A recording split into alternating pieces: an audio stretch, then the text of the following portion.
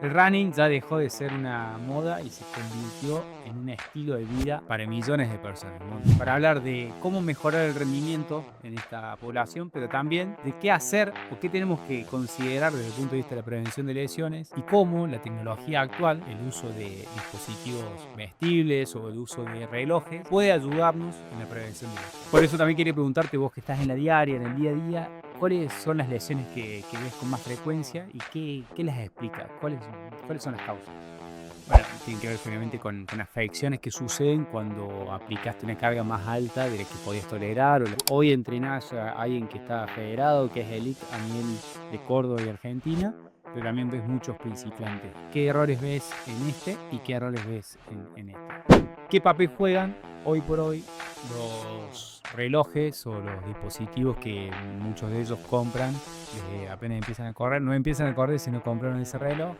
¿Qué papel juegan y cómo los utilizás vos en el día a día para el manejo de la carga?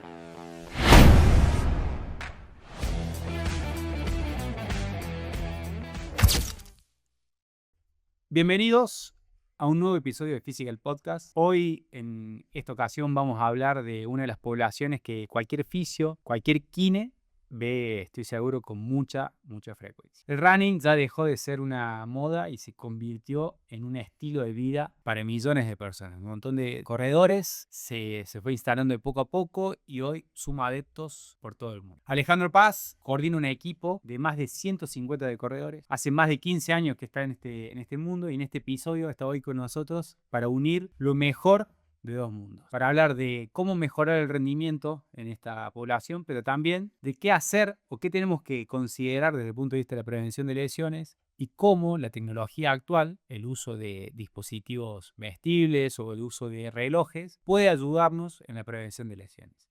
Bienvenidos a este nuevo episodio de Physical Podcast. Ale, ¿cómo estás? Hola Javi, ¿cómo te va? Muy bien, por suerte. Gracias por la invitación. A vos, a Mati, a Lau. Un placer estar acá nuevamente con toda la familia de Equipo Physical. Los admiro desde lo que realizan, desde lo que proponen, así que espero que salga un lindo episodio. Seguro, Ale, porque aparte de coordinar vos y tu equipo, por supuesto, más de 150 corredores, sos alguien que lo practica hace ya 15, 16 años, que conoce el corredor, que conoce la disciplina, que la conoce en profundidad y por eso creemos que sos indicado para, bueno, meternos en esa temática que también nos apasiona, que nos gusta acompañar en los procesos, al menos a mí, de rehabilitación, en tu caso, en lo que tiene que ver con el performance y el rendimiento. Y creo que tenemos que aprender de ellos y tenemos que aprender también de cómo acompañarlos y cómo mejorar sus procesos. Por eso, una de las primeras preguntas que me surge, digamos, yo los veo cuando algo falló, cuando algo en el sistema se desordenó y que los llevó a una molestia, un dolor, una lesión. Por eso también quería preguntarte, vos que estás en la diaria, en el día a día, ¿cuáles son las lesiones que ves con más frecuencia y qué las explica? ¿Cuáles son las causas? Bien, sin lugar a dudas que para la práctica de esta actividad, que tiene que ver con un deporte cíclico, la gran mayoría de las lesiones se generan por sobrecarga o por sobreuso, instalada en un alto porcentaje en lo que tiene que ver con miembros inferiores y en gran medida, principalmente en lo que tiene que ver con la estructura del tobillo, rodilla y tercio inferior, digamos, de la pierna. El principal disparador a la hora de encontrarnos con alguna de estas patologías tiene que ver con una mala gestión, ¿sí? Cuando hablo de mala gestión, puede tener que ver desde la prescripción, ¿sí? Lo que nosotros le programamos a nuestros entrenados, y también, y por sobre todas las cosas, en lo que tiene que ver con el monitoreo de la carga de entrenamiento, que acá creo que es indispensable poder acompañar el proceso de nuestros corredores a partir de este feedback continuo para entender si lo que nosotros prescribimos, ¿sí?, repercute de la manera en la cual nosotros esperamos en estos entrenados, ¿sí?, entendiendo de que es una población de que invierten muchos recursos, tanto en lo que tiene que ver con el tiempo que le dedican a esta actividad, como también en lo que tiene que ver con lo que invierten para la práctica, desde la zapatilla, desde los dispositivos que utilizan, y por lo tanto acompañarlos en ese proceso es fundamental. Y ahí en esas lesiones por sobreuso, también me gusta definirlas como lesiones por sobreumbral porque Bueno, tiene que ver generalmente con afecciones que suceden cuando aplicaste una carga más alta de la que podías tolerar o la que tu capacidad podía tolerar. Al menos eso también me gusta. Fines educativos para el corredor, para que entienda que, che, esto pasó a veces porque te pasaste ese umbral. ¿Cuáles son las que ves con más frecuencia? ¿Cuáles encontrás ahí? Las más frecuentes, sin lugar a dudas, dolor anterior en rodilla, un síndrome femoropatelar, síndrome de la banda iliotibial, Ajá. estrés tibial o comúnmente llamado periostitis, sobrecarga de gemelo, fascitis plantar. Esas son las más recurrentes con las cuales nosotros convivimos en el día a día en nuestra práctica. ¿Hay distinción o encontrás que haya distinción entre mujer-hombre o entre corredores de calle y corredores de trail o de montaña? No, la verdad que no te podría decir un predominio frente a alguna lesión en alguna población en particular. Sí, ciertos factores podemos nosotros identificar en lo que tiene que ver con la biomecánica a la hora de entender la predisposición que pueden llegar a tener alguna de estas lesiones. Claro, sí, en eso podemos considerar capaz, no sé, la mujer que tiene por un incremento del ángulo Q, oye, Sí, por a nivel de su cintura pélvica, a lo mejor una presencia de un patelo femoral con más frecuencia o más recurrencia, o a lo mejor, no sé, un corredor de calle, un dolor anterior de rodilla perdón, de montaña por el déficit de fuerza excéntrica, bueno, eso me imagino que puede influir. sí, sí. Dentro de las cuestiones biomecánicas que nosotros podemos relacionar con determinadas lesiones, sin lugar a dudas, el drop pélvico tiende a un incremento en lo que tiene que ver, sumado a un déficit en cuanto al control motor, en lo que tiene que ver, puede influir en lo que tiene que ver con una lesión de la banda iliotibial, por sobre todas las cosas. Después, sí, déficit en lo que tiene en relación a la parte de los niveles de fuerza, aumenta significativamente también lo que tiene lo relacionado a estrés tibial debido a la falta de respuesta neuromuscular que puede llegar a tener esta población. Bueno, bien. Bueno, justo te iba a hacer esa pregunta de, bueno, ¿cuáles son los factores de riesgo? ¿Crees que lo biomecánico es uno de los principales factores de riesgo que tenemos que considerar o de las principales causas? No sé, a veces seguramente te han hecho la pregunta, a mí me la han hecho, che, capaz son las zapatillas. He tenido pacientes que me traen las últimas 3, 4 zapatillas que tenían, a ver si eso influye, las plantillas. ¿Crees que hay algo de eso en relación a los factores de riesgo? Influyen, pero no determinan. Para mí el mayor determinante sigue siendo la carga de entrenamiento, entendiendo de que no es la carga en sí, sino por ahí el no estar preparado para esa carga, lo que aumenta significativamente la predisposición a las lesiones. Y después sí podemos llegar nosotros a identificar, como te mencionaba, algunos criterios dentro de lo que tiene que ver con la cinemática de la carrera que pueden aumentar la predisposición a lesión. Principalmente esto que mencionábamos, el drop pélvico, el overstrike o la sobrezancada, por sobre todas las cosas. Esta caída o este apoyo muy por delante de la línea media del cuerpo que genera también una menor flexión de la rodilla, ¿sí? Obviamente que aumenta el pico de fuerza que nosotros absorbemos a la hora de cada paso, son de las variables más significativas dentro de lo que tiene que ver con la cinemática de la carrera. Claro, podemos decir entonces que, digamos, dentro de los factores de riesgo en cuanto a lo que es la prevención de lesiones, de todas las variables que influyen, digamos, coincido en eso, digamos, a nivel sueño, descanso, alimentación, por supuesto son todas pelotitas que se van sumando dentro de una caja, pero quizás hay que hacer rebalsar, o la gota que rebalsa el vaso, más allá del componente técnico, más allá de la cadencia, el overtraining o esos puntos, para vos tiene que ver con la carga, con el aumento súbito de la carga. Sí, sin lugar a dudas, Javi. Y lo vemos no solamente con el aumento súbito de la carga, sino con la falta de sistematización en cuanto a las estructuras de entrenamiento que muchas veces nos encontramos con esta población.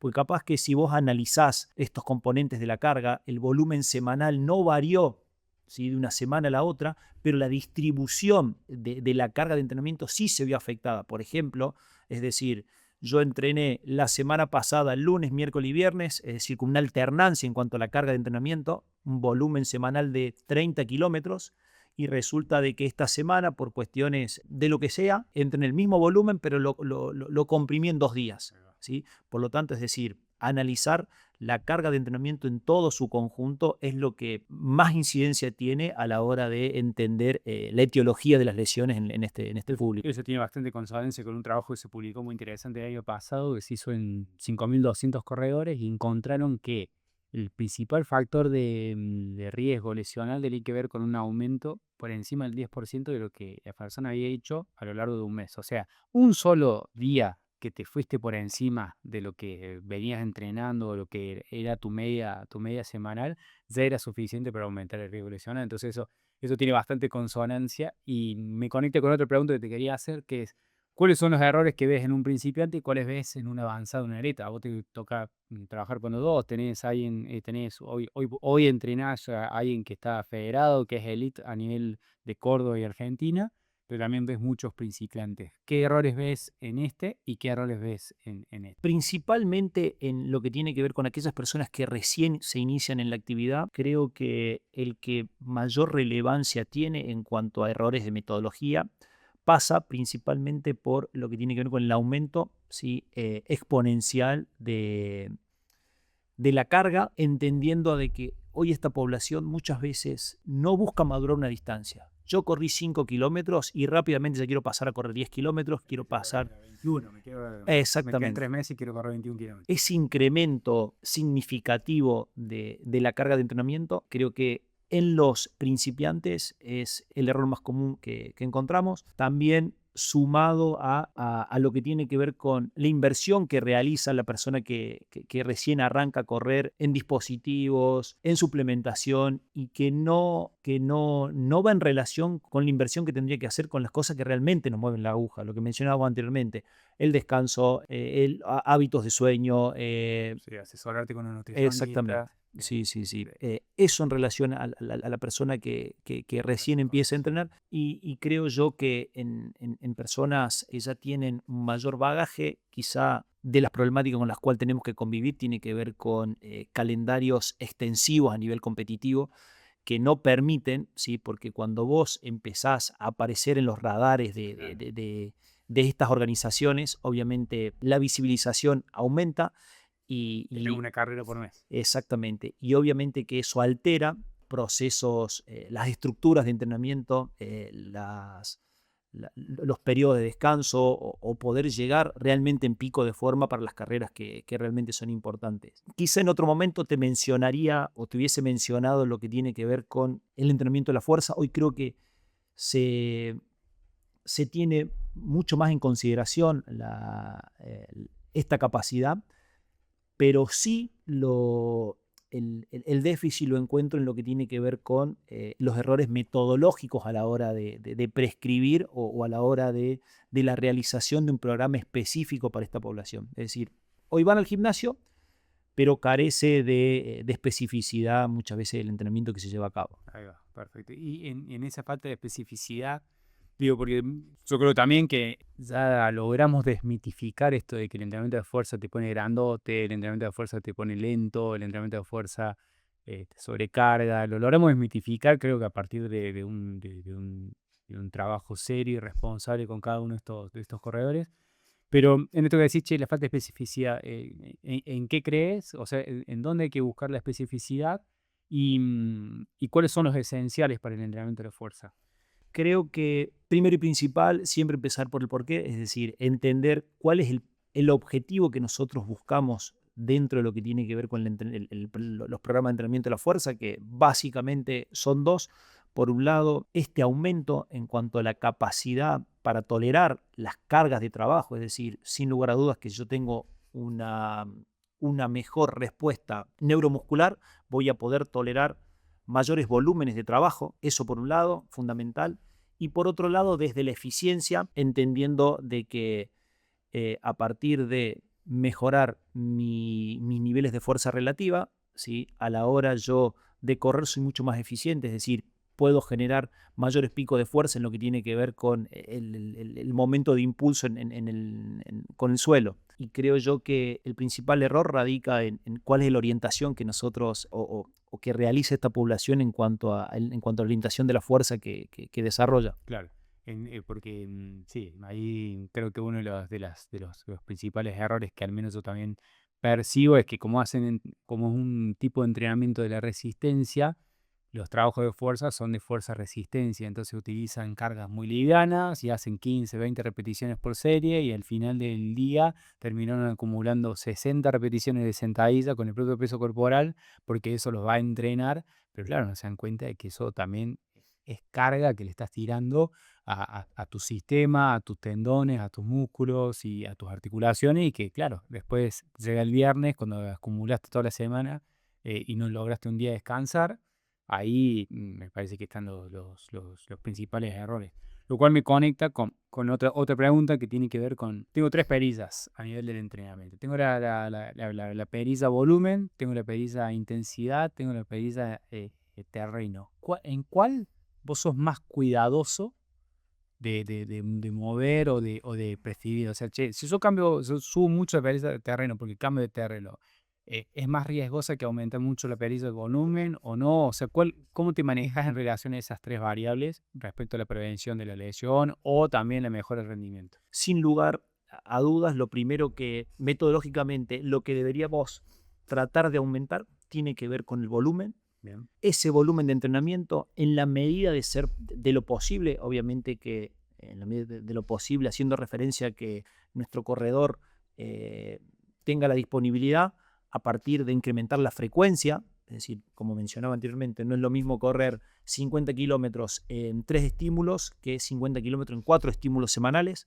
¿sí? El volumen es a lo que primero le pondría foco para construir esa base metabólica. En segunda instancia, lo que tiene que ver con la intensidad, también entendiendo de que la intensidad, ¿sí? Para poder manejar mayores intensidades, debemos tener presente una buena respuesta desde lo estructural y desde lo funcional. Las demandas para poder trabajar altas intensidades a nivel de fuerza tienen que ser mayores. Iría trabajando de manera progresiva bajo ese criterio. Aumentar el volumen, ¿sí? Previamente aumentar la intensidad. Excelente. Bien. Ok, entonces, conectándome un poco con lo que transmitíamos en la intro y al inicio, estos 3 componentes son componentes de la carga externa, ¿no? Es decir, lo que vos le prescribís. Decías que también tenemos que tener un control riguroso respecto a la carga interna, digamos, de cómo nuestro corredor o cómo el corredor recibe eso que le prescribimos la carga externa. ¿Qué papel juegan hoy por hoy los relojes o los dispositivos que muchos de ellos compran desde apenas empiezan a correr? No empiezan a correr, sino compraron ese reloj. ¿Qué papel juegan y cómo los utilizás vos en el día a día para el manejo de la carga? Está buena la pregunta, Javi, porque muchas veces todos estos dispositivos, si no los utilizamos con criterio, caemos en la famosa parálisis por el análisis, en donde hay muchos datos que nos pueden arrojar estos dispositivos y si no somos criteriosos a la hora de seleccionar con cuál nosotros vamos a trabajar a la hora de acompañar estos procesos, muchas veces terminamos generándole incluso más ruido al alumno o al corredor. Dentro de lo que es la carga externa, sin lugar a dudas, el volumen semanal. Y en lo que tiene que ver con la carga interna, creo que la herramienta por excelencia tiene que ser la percepción subjetiva del esfuerzo, Okay. ¿sí? Y poder vincular estos dos criterios, carga externa a partir del volumen y carga interna a partir de la percepción subjetiva del esfuerzo, poder establecer no solamente cuánto corrió, sino cómo corrió cada una de las sesiones que realizó para ir acompañando este proceso. Y bueno, y hoy también nos encontramos con nuevos desafíos o nuevas herramientas que hoy muchos de esta nueva línea de relojes también nos arroja lo que tiene que ver con la variabilidad de la frecuencia cardíaca, que nos permite tener este screening diario de cómo se viene comportando, digamos, o cómo viene asimilando la carga de entrenamiento nuestro alumno para poder hacer los ajustes necesarios en relación al proceso. Exactamente. Entonces digamos que monitoreas volumen, monitoreas percepción del esfuerzo para controlar la intensidad, que sería el otro componente de la carga. Le das importancia a una variable fisiológica, que es la variabilidad de la frecuencia cardíaca. ¿Qué papel juegan para vos las variables, podremos llamar cinéticas, cinemáticas, como la cadencia, bueno, que es más técnica, pero la oscilación vertical, le das importancia, las mirás, no las mirás, ¿en qué momento las mirás? Mira, me parece que esas variables o esas métricas son sumamente importantes a contemplar en los procesos de retorno a la actividad deportiva, ¿sí? Y creo que son herramientas que nos permiten poder adecuar la carga de entrenamiento en relación a si yo te prescribo un volumen de entrenamiento, una sesión de 40 minutos y analizo el comportamiento de estas métricas en los últimos 10 minutos y veo que estas métricas empiezan a disminuir, rápidamente yo puedo concluir de que esa carga, ¿sí?, te está significando a nivel osteomiarticular un estímulo para el cual quizás no estás ahora preparado, ¿sí? Porque empezás a aumentar los tiempos de contacto con el piso, empezás a disminuir la frecuencia, la frecuencia en la zancada. Por lo tanto, me parece que en estos procesos de reinserción a la práctica deportiva o en la iniciación para poder entender cuál es la carga óptima de entrenamiento, estas variables espacio-temporales, por así Claro. mencionarlas, Sí, sí, sí. son interesantes de analizar y tenerlas en cuenta en la programación. Bien, me gusta y me interesa meterme ahí, hacer un doble clic. Tenés un corredor lesionado, lo derivaste con un kine amigo, un kine de referencia con quien trabajas. Ya mejoró el dolor, mejoró sus funciones, empezó el kine, bueno, bien, trabaja la fuerza, mejoró las capacidades físicas, funcionales. Y sí, ya está cumpliendo con criterios de retorno. Mejoró su nivel de fuerza, mejoró su tolerancia a la saltabilidad, no tiene irritación, bla, bla, bla, bla. ¿Cómo es esa introducción al retorno? O sea, ¿cómo crees vos que es la mejor forma de volver a introducirte al deporte? Caso, no sé, yo tengo un jugador de fútbol y sé que empiezo con exposición progresiva, cambios de dirección, frenos, aceleraciones, bla, bla. Acá en un deporte cíclico como el running, ¿cómo crees que es la mejor forma de volver? Y ahí, ¿qué rol le das a la cadencia? Por ejemplo, en Gym sí o sí buscas 180 pasos por minuto. ¿Qué rol le das a la oscilación vertical? ¿Buscas bajarla, no? ¿Monitorearla? Y ordenar un poco eso. Para el retorno a esta actividad, sin lugar a dudas, lo generaría a partir de un trabajo fraccionado, en donde alternaría tiempos de trote con tiempos de caminata, el famoso CACO, que Ajá. nosotros lo utilizamos mucho en lo que tiene que ver también con personas que se inician en la actividad, y en donde progresivamente iría jugando con lo que tiene que ver con la densidad, es decir, la relación entre el tiempo que pasa corriendo con el tiempo que pasa caminando, entendiendo también de que muchas veces las mejoras en esta población principalmente se dan en un primer estadio en lo que tiene que ver con cuestiones metabólicas o fisiológicas, y tarda un tiempo más en generar esas adaptaciones a nivel estructural, a nivel osteomioarticular. Por lo tanto, esta estrategia de alternar trote y caminata nos permite una mayor exposición en cuanto al tiempo, ¿sí?, en la actividad, sin ese deterioro de la respuesta neuromuscular. Otra cosa que tendría en cuenta sería la alternancia, es decir, no generar días consecutivos de esta actividad principal que tiene que ver con el correr, en este caso con el correr caminar, sino introducir este entrenamiento cruzado a partir de entrenar la fuerza, entrenar a partir del ciclismo, la natación. Esos dos criterios me parece que son fundamentales a contemplar, es decir, arrancar de manera fraccionada, ir aumentando progresivamente el volumen de trabajo, mejorando también la densidad en relación al tiempo de caminata y de trote y de caminata, y la alternancia en cuanto a las cargas de entrenamiento. Excelente. Y criterio para decir, che, bueno, empiezo a disminuir el tiempo de caminata y a subir el tiempo de correr. ¿Tenés algún criterio o básicamente vas evaluando en función de la respuesta a la carga? No, básicamente vamos evaluando en función de cómo tolera la carga de entrenamiento, Bien. pero sí sería interesante poder analizar estas variables que te mencionaba anteriormente, Javi, es decir, cómo se comporta esta cinemática de la carrera al incremento del trabajo. Bien. ¿Sí? Por lo tanto, es decir, si yo quiero aumentar la carga de entrenamiento, pero eso no viene acompañado, digamos, de una mejora en cuanto a las prestaciones de estas variables, tiempos de contacto empieza a aumentar los tiempos de contacto con el piso, vemos que... Aumenta la oscilación vertical, la exactamente. cadencia. Y bueno, ahí creo que tenemos que estar alertas a que de continuar por esta misma línea, el aumento en cuanto a la carga puede llegar a posicionarse como un predictor un predisponente de lesión. Es muy bueno ese dato que estás tirando, porque la mayoría de nosotros seguramente vamos progresando de acuerdo a si duele o no duele, pero ahí tenés unos indicadores que te pueden llegar a prevenir que aparezca el dolor. Es decir, si vos seguís aumentando, pese a que la cadencia disminuye, pese a que aumenta el tiempo de contacto, pese a que aumenta la oscilación vertical, es decir, está yendo más hacia arriba que hacia adelante porque está fatigado, porque está cansado, tarde o temprano eso deriva en una lesión por estrés o por sobreuso. Y ni hablar si a esto no lo acompañas con un programa de entrenamiento de la fuerza. Para.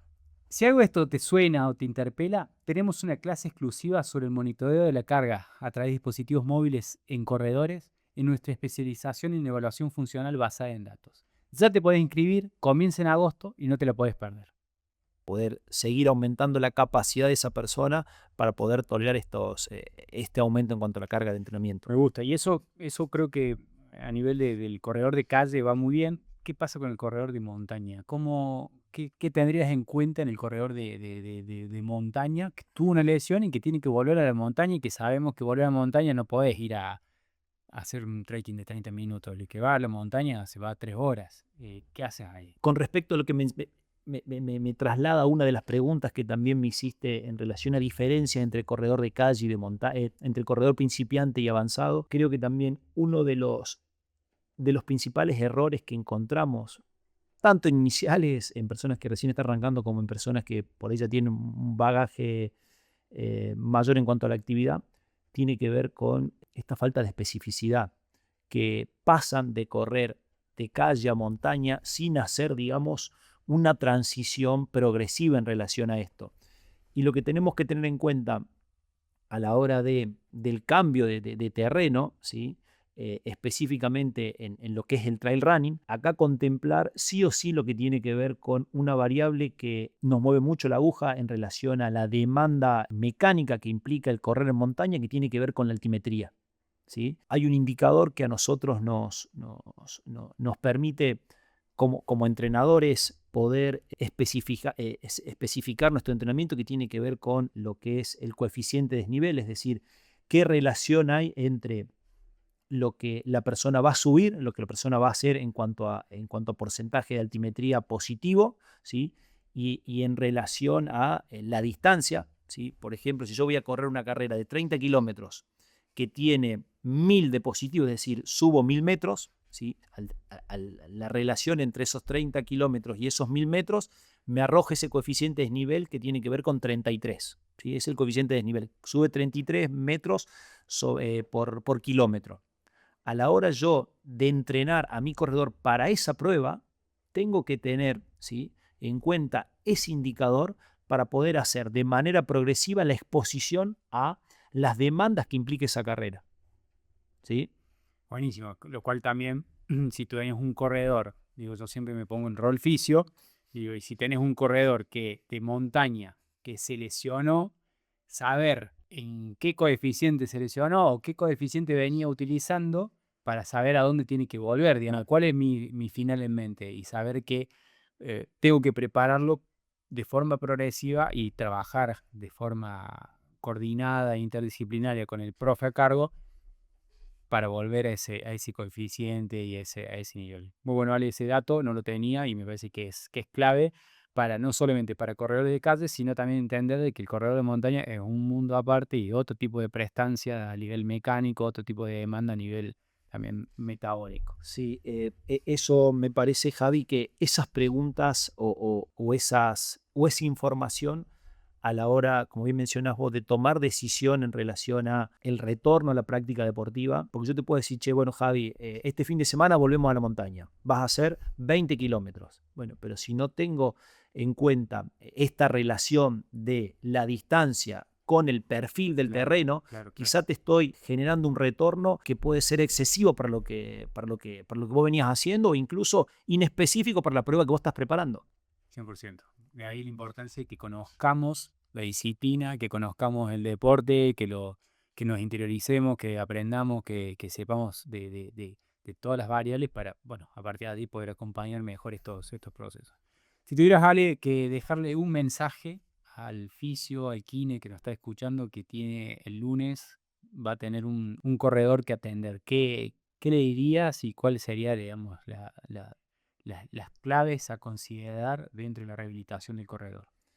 Em, Creo que una recomendación a tener en cuenta tiene que ver con, por un lado, animarse a preguntarle al profe, generar ese feedback con el entrenador, entendiendo de que hoy desde el operativo muchas veces es complejo el trabajo interdisciplinario, pero entendiendo cómo es la metodología de entrenamiento. Es decir, nosotros, por ejemplo, en nuestro grupo, los lunes generalmente trabajamos calidad. Hacemos trabajos de pasadas, trabajos de fraccionados de mayor intensidad. Los martes bajamos la carga de entrenamiento, los jueves generalmente aumentamos también aumentamos la carga de entrenamiento. El kine, sabiendo esa metodología de entrenamiento, por un lado, genera mayor adherencia en el programa de rehabilitación con este corredor, ¿sí? Porque al hablar del mismo idioma eso genera esa cercanía y a su vez te permite también generar intervenciones acorde a la actividad principal que realiza esta actividad que tiene que ver con el correr. Excelente, excelente, Ale. Gracias por esta hermosa conversación, por profundizarnos en tu mundo y por también ayudarnos a aprender sobre esta población.